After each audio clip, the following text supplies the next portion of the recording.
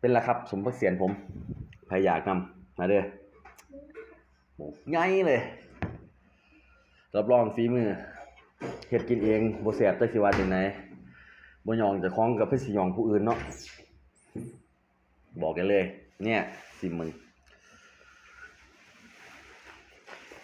อืมทำอร่อยมากมื้อเฮ็ดป่นกิน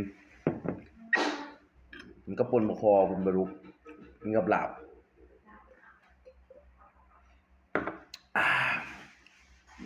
น้อยหนึ่งครับ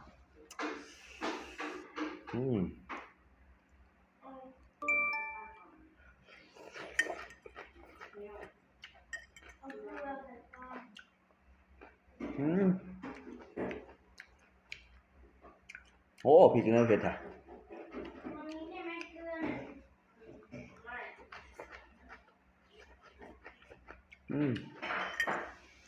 เผ็ดแต่ในกระแสครับ